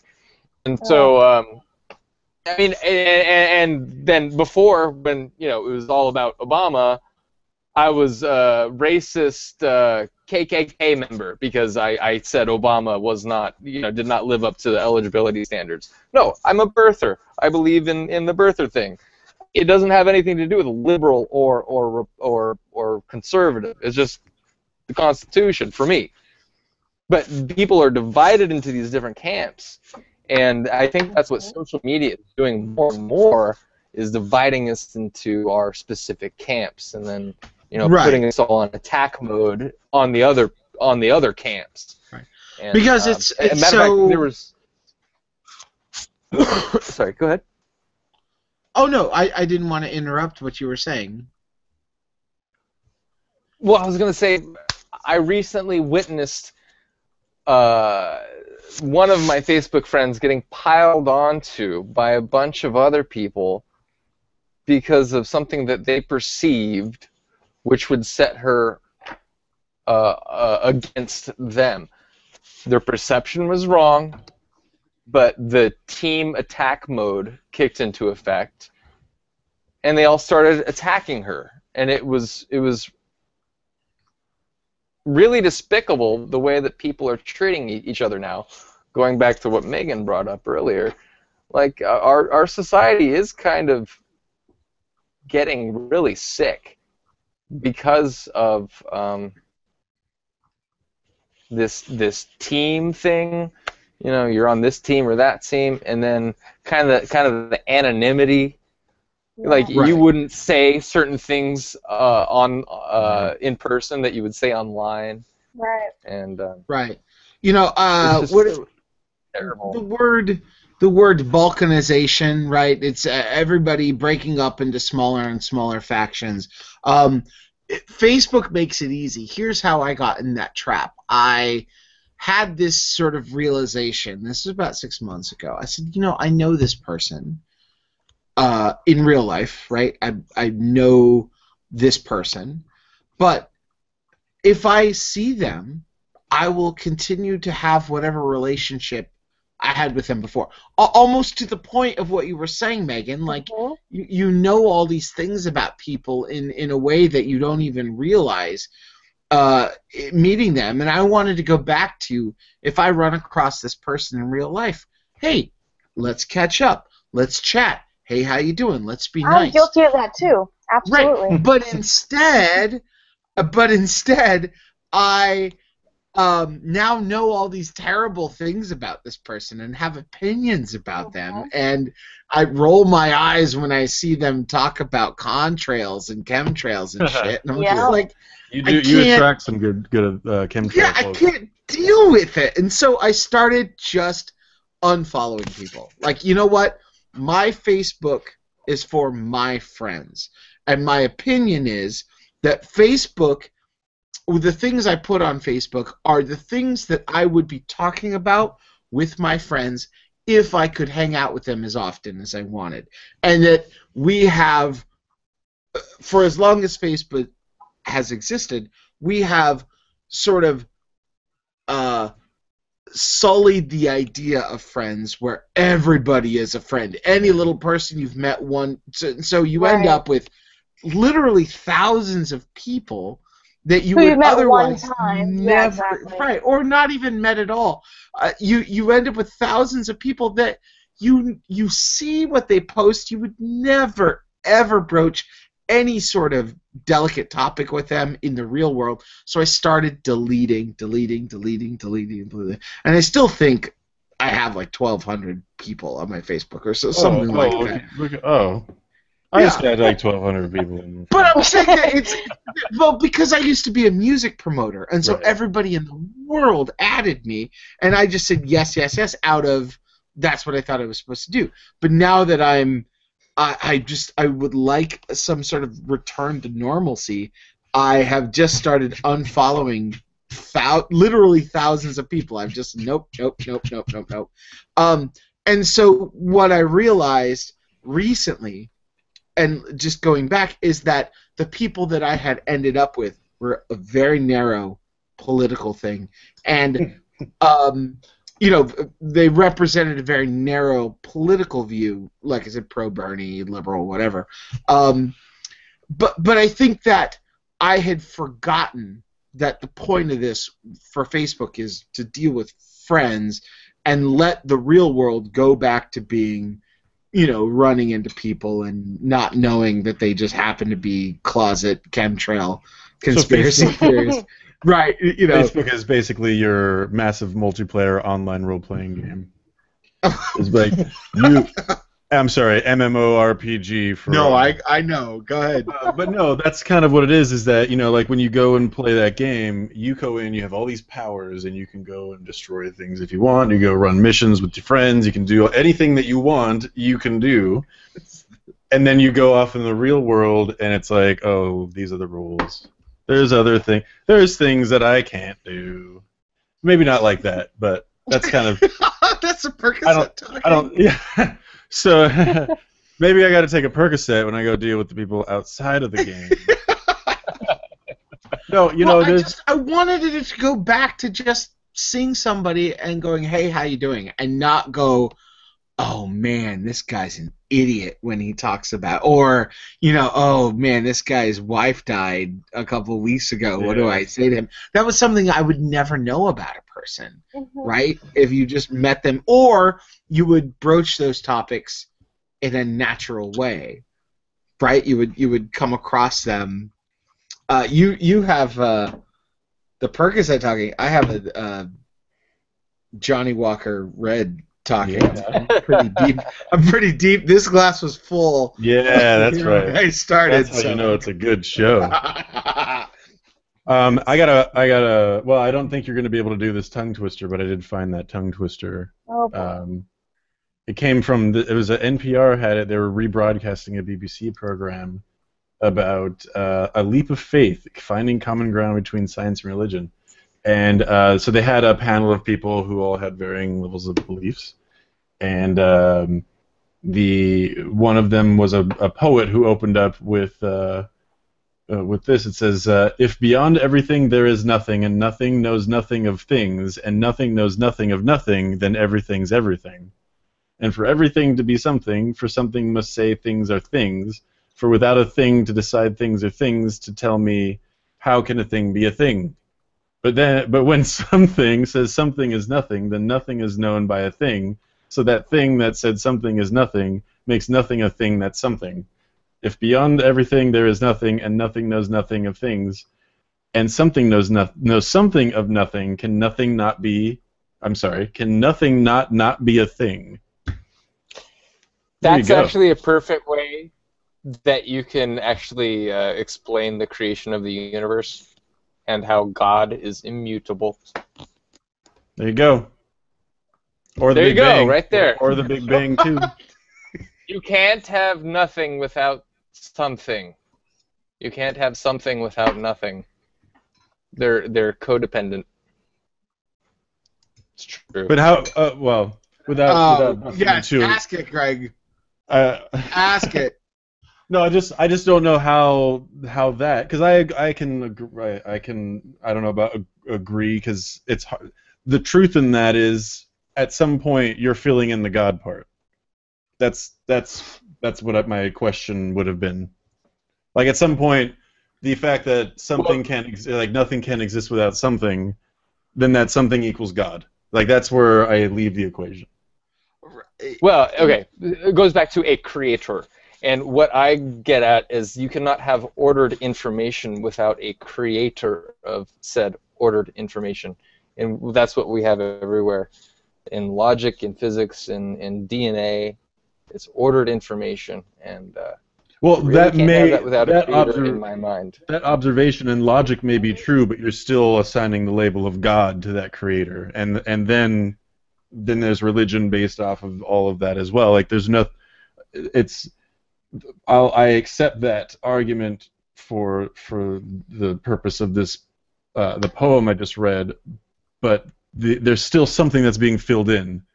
Just because it could be logically plausible that there was a creator, identifying that is a person, a god, or what that is at all. There's no way to go back and say, well, this is it, and it so happens to be the Muslim god or the Christian god or the Buddhist god. Like there's nothing in that. There's a bunch of people that believe in creators. Right. It doesn't make them all right. Right. Well, and I'm not saying that I'm arguing specifically for my belief set, which is Christianity. I'm just saying that would, in my mind, shows that there is a God. Then after that point, well, see, but that's a different argument. Whether or not, no, it's a different not. argument. Because now you're saying that there is a God, and then now you're in a position to have to say like this is why, not just because the logical conclusion brings you that, because you can't actually like prove that part. Just like I wouldn't say there's no God, I just don't care. So I don't ask the question, does he or does it or whatever not do or do not exist, because I can't actually prove it one way or the other. At some point you get to a point where you're filling in the blanks with nothing.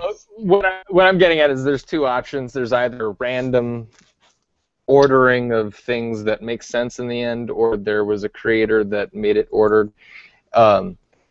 But I'm sorry, I did not want to drag us into a religious conversation. We were doing so well. There is a third. I think it's a spiritual aspect, option. but yeah.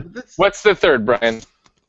I want to hear it. The third is that randomness begets order through self-perpetuating processes, and order increases if there is a steady supply of energy, and it actually, life rolls up hills, life works against entropy if there is a steady source of energy that's constantly making a thing. So it's not just either all random or all ordered, but rather order can come out of randomness in instances of extreme energy supply. So, say, being 8 light minutes away from the sun provides the energy necessary to start ramping up order out of what is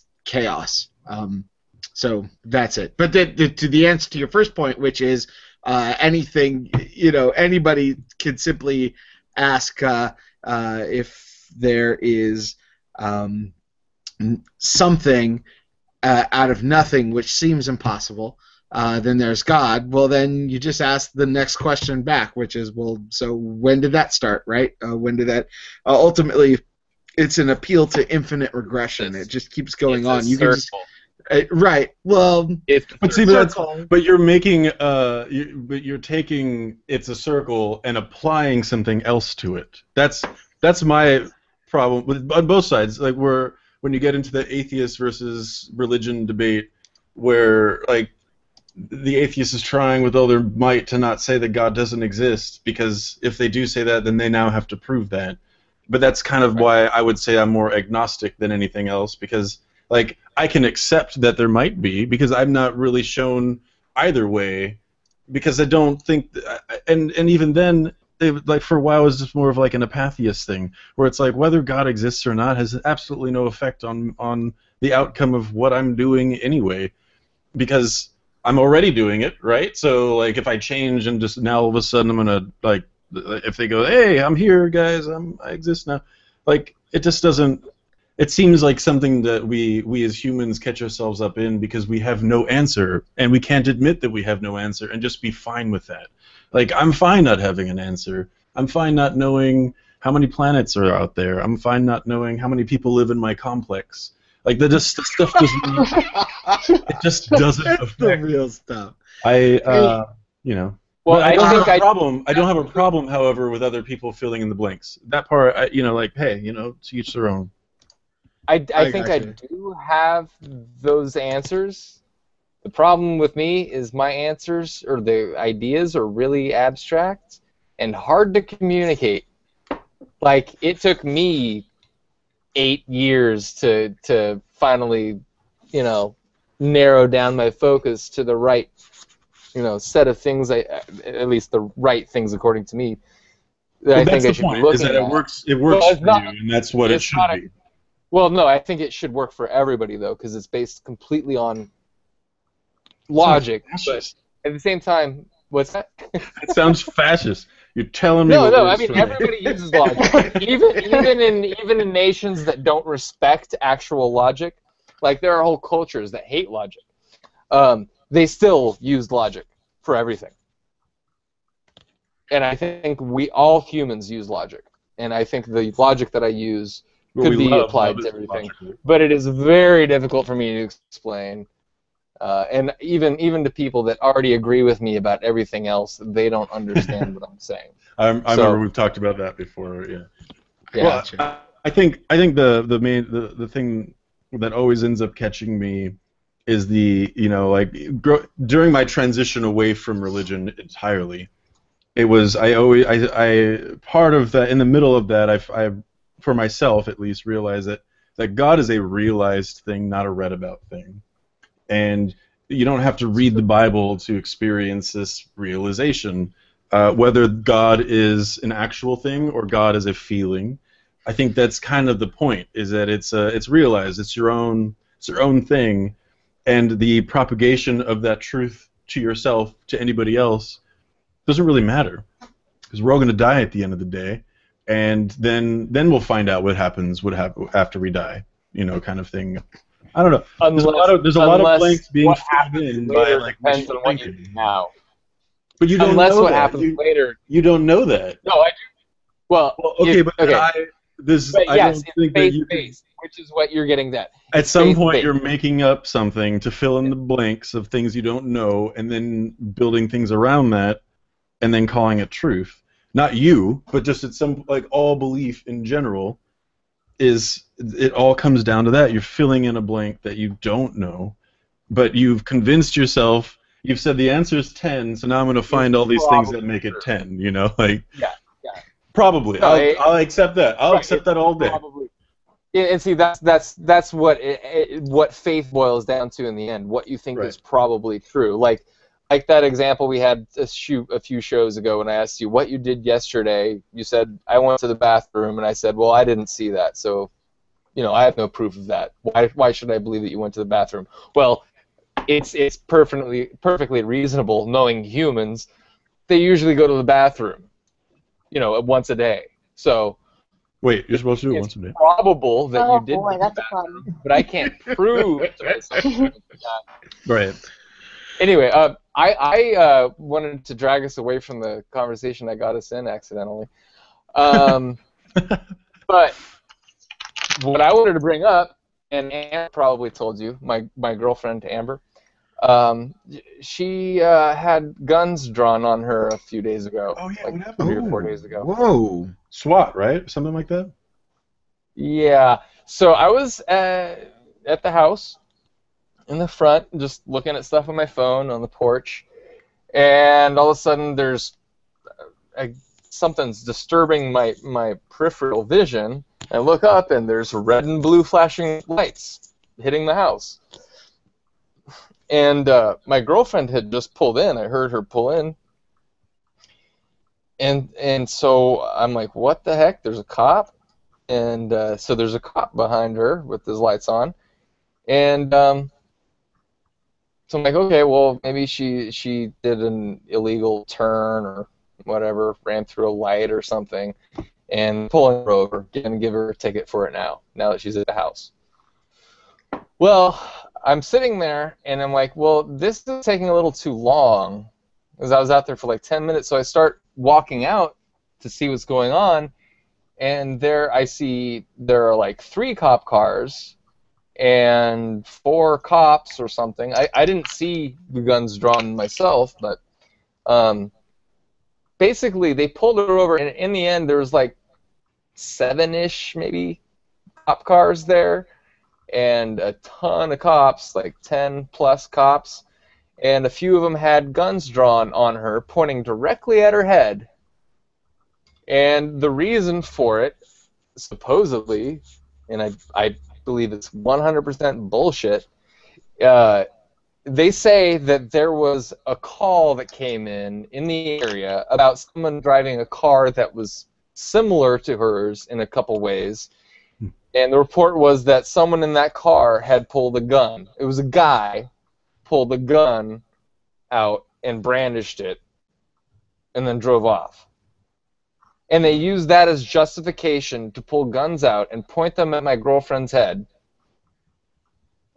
even though she didn't match the description of the person that did it, and the car description didn't match either. And so we were waiting for about 45 minutes for my girlfriend to come back in. They had her come out of the car with her hands out, pull her shirt up, show that she didn't have any guns on her and stuff. And then they came in and swatted the car, making sure that there was no one else in the car. Anyway, I mean, we've looked at the reports in the area of calls that came in to the police about this and that. Can't find one. Yeah, I remember when Do with someone brandishing a firearm from a car. Not one. So I'm thinking, and part of it was some of the cops that came in on the call were in training, and they even said that. So we're wondering whether or not these cops just did that out of the blue for training purposes. that's No idea. Really strange. Like, because I remember it was posted. That there was any call. Yeah, we can't see that there was any call that someone actually made that call reporting someone brandishing a firearm. So that's anyway. Wow, that's dramatic. I don't like it. You lost your privilege card. You lost your white male privilege card, I believe. Apparently. That's nuts. But no, I was really thinking, like, if anything had gone wrong, oh man, that would have been really, really nasty for everybody. That's rough. One of the things that I have had a problem with is that whole drawing a gun. In that I feel that when it comes to drawing a gun, I absolutely endorse that police should be armed because they should be able to defend themselves. But from what I understand, that military training, special forces, they are trained to keep their guns down and only lift and aim when they absolutely plan on shooting. Military, right. Yeah. Right. So they don't run around corners with their guns drawn. That's something that has just come from the movies. You know what I mean? That you're running and you've got your gun pointed wherever your field of vision is. Marines, everybody is keep their gun pointed at the ground. When you see something you're going to kill, you pick up your gun, aim, and fire. And police, I don't know where police have gotten that tactic of going everywhere with guns drawn, but the thing is that I see is that a lot of these accidental killings, there was nothing, these Tamir Rice situations, it's police leading with guns drawn and then almost not being able to stop their instinctual reaction to pull a trigger. It becomes a reflex at a certain point. And so a reflex that is being applied poorly, obviously, but it's killing people that don't deserve it. And police are using guns as a way of enforcing compliance and not as a means of self-defense. Yeah, and then they say you should follow what they say. Just and it's like, wait a second. Your natural response to someone grabbing your arm and like that when you've done nothing is supposed to be let them do it. I can't see that argument. And so there are all of these tragic cases where people get shot and killed, and the response is ultimately when these things go to grand jury as well, we can't really expect the cops to not be doing these things. Well, no, you can. You can train them to handle things differently. You can train them to have, and if you're not planning on shooting somebody dead, you shouldn't have a gun on them. And that's one of those best practice things that some departments have adopted and have seen their numbers for accidental deaths plummet because they have adopted these new procedures. And again, that's what the military trains. And I almost think that this idea of just like running and wherever your eyes happen to leak, you've got your gun trained on people. That's almost like it's come from video games, right? It's come from first-person shooting video games. That's how you treat a gun. You everywhere you look, your gun is pointed in the same direction. Well, the first thing that startles you, be it a loud noise or somebody dropping something, you instantly tense up, and that pulls a trigger, and somebody's dead. I think it's a crime. I'm sorry. It is rule number one for like that you're taught if you're going to be possessing a gun, if you're learning how to use a gun, you Mhm. do not aim at anything that you are not going to shoot. Right. Yeah, You absolutely. don't point your gun at anything that you don't intend on shooting. So Yeah. I mean, I know it's different for pros like cops, but even No, I pros think get it wrong. right. And No, I so think they end that's up- it's a shame. And honestly, I think it's probably tied to first person shooter video games. It's or movies. You know what I mean? This idea Or of paintballing, or right. No. If you look at special forces training, they train to point at the ground, and you only lift your gun when you're planning on fucking killing something. right. And that's how you avoid. Because what happens, the reason they're trained that, because if you, in the military, if you're a Afghani farmer and a bunch of soldiers come and accidentally shoot your wife, the government pays you a lot of money. Like it's not, you know what I mean? This idea that they operate out there with impunity, that the U.S. government pays out tons of money to people who are accidentally shot, and so they train their soldiers to not do that shit. And the police forces haven't caught on. They don't adopt the same practices. Well, and it's hard to speak out against them because they got unions like the others, and so you don't want to piss off a union. And you also, you also as a even like right now the political candidates, it's very difficult to make any type of change or anything to that without it being very difficult for you in other areas. And it sucks that the retaliation. I mean, I don't know how you would control retaliation like that, but it sucks. There's way too many moving pieces these days. Kind of going back to what Megan was pointing out, is that being so connected, it exposes us to everything, and it makes it to continue on to that point. It makes it feel like it's completely out of reach to fix, like our country in many different aspects. It just sucks. So hey. It's 9 o'clock, the witching hour. Greg, you have hung in like a champion. I almost didn't make it. I didn't want to do the show. I was extremely irritable. But I think that the Percocet challenge that we did, I believe I made it through. Yeah. I'm still getting those nods. My eyes have. Yeah. Like, I don't know if you guys have seen, but there's a couple times where I'm like sitting like this, and I kind of have to sit back and I go, oh wait, someone might look at the full screen and see my eye, like, So but I've made it. I feel better. Well, succumb to sweet sleep. Thank you so much. It's been a pleasure for me to host this, and I gladly pass it to you when you are 100% next week.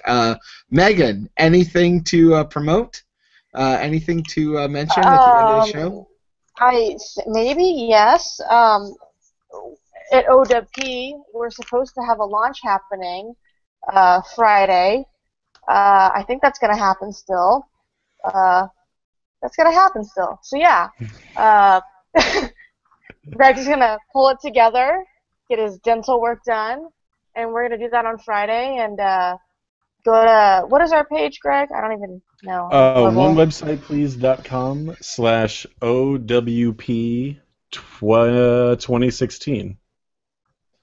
Go there. It's a launch that we're doing to encourage business owners to get a little bit more of a stronghold on the information that they're using online. And when they're hiring people to do that for them, it puts them at least on equal ground with identifying what they want, rather than someone telling them what they need and then charging them for that. So the first one that we're doing this weekend, or this Friday at 1 o'clock, is an overview of what the entire February webinar series is going to be. And I kind of cover a little bit of everything from like social media to content management and creation and managing your own website and all good stuff. So great. Excited.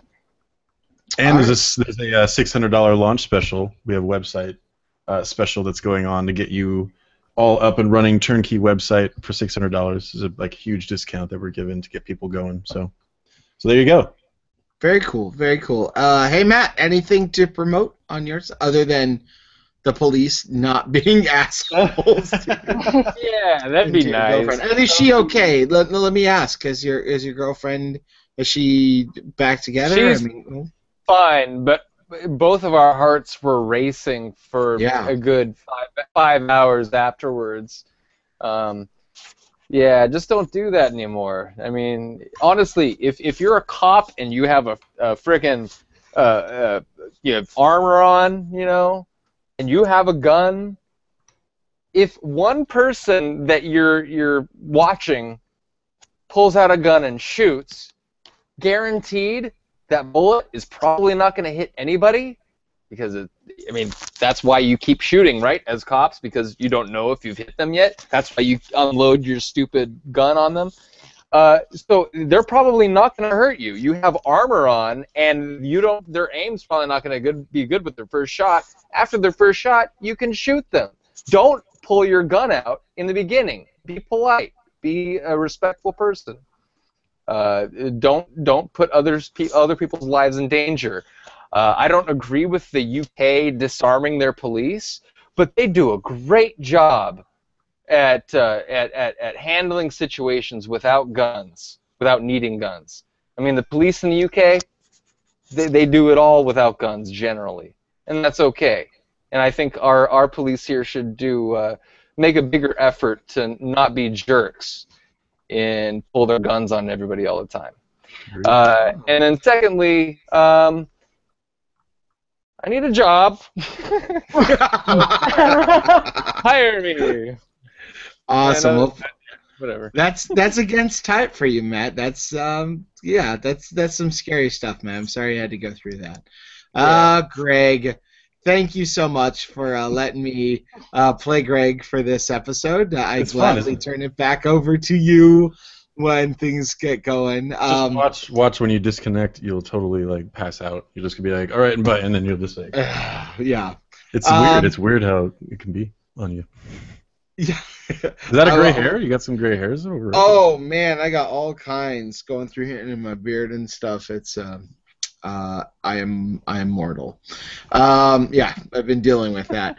For me, I blog at brian-para.com. I tweet at brianpara, and I'm launching my own podcast, not a direct competitor, a very different format. And I've been editing it this week. Hope to have a new podcast #1 up this week at my website. So something else going on. Like I said, very, very different format, sort of a one-on-one interview type of thing. And I would gladly have all of you on. Anytime you guys want to talk about something weird, that's what I want to do. Anyways, we will see you later. Thank you so much. And next week we will see Matt -1 complete wisdom tooth. And that's it. Untitled Personal Podcast Project #14. That's it.